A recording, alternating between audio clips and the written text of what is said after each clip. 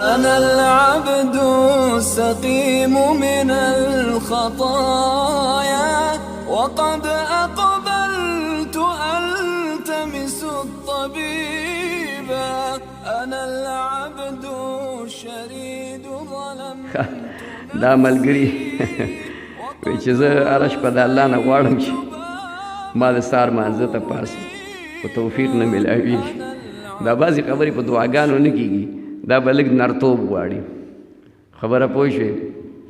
که دا سړی سوال کولو والا زمیندار سړی نو دا راته ووایي چې کله ستا په کومه شپه اوبه خوري په 1 بجه او یا په 12 بجې، نو ټول کور والا ته ووایي چې هلکه ما خو موبایل هم خپل سر ته ایښودلی خو ګورئ شي.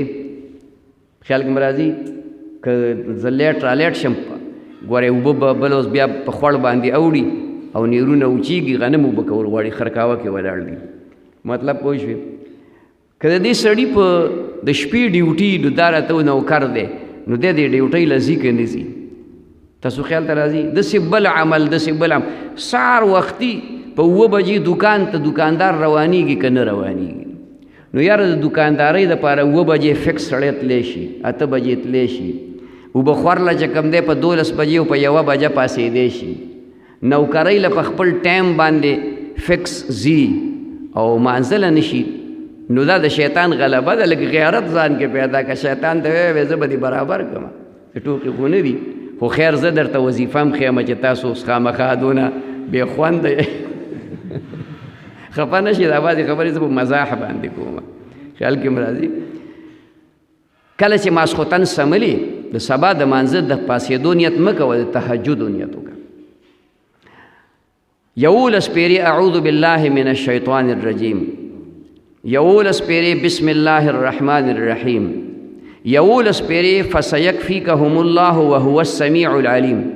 دا فسیکفیکهم الله وهو السمیع العلیم دا چې کومه دی د اخره اوله سپاره کې په آخري صفحه باندې دی، فسیکفیکهم الله وهو السمیع العلیم.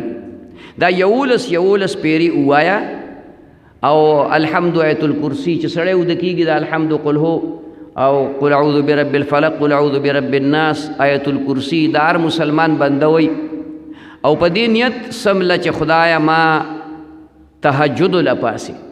سار د مانځه غم مه کوه، سار مانځه خو به ستا اشنا هم پاسي، مسلمان یې د سا د پیشمه دغه غم وکړه چې د سار د مانځه نه 1 ګنټه مخکې پاسمه چې 8 رکاته 12 رکاته تهجد هم وکړمه، نفلونه هم وکړمه او تلاوت هم وکړمه او ذکر هم پکې وکړمه. دا نیت وکړه، انشاءالله الله به دې پاسئ که خیري ښه.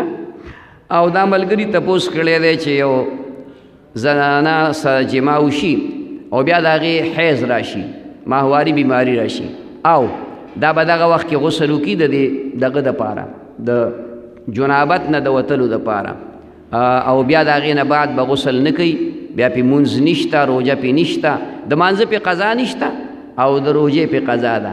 او بیا چې کله حیض بند شو د هغې نه بعد به غسل وکړي اوبه لامبي، بیا به مونځ هم کوي، تلاوت وغیره هر څه به کوي.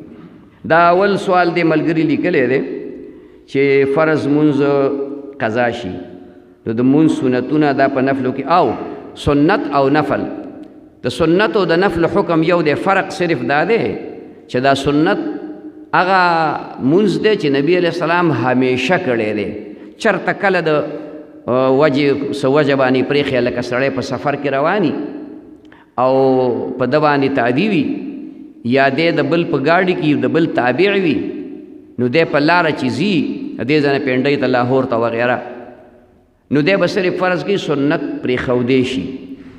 او چې کله په مسافرۍ کې هلته په یو ځای کې دیرۍ 7 ورځې 15 ورځې نو بیا به سنت هم کوي، نو دا او نفل هم کوي. نو چې فرضو کې نقصانی نو نفلو سنتو دا ټول دا په فرضو کې به انشاءالله الله پاک لګوي ښه، د هغې کمې به الله د هغې نه پوره کوي.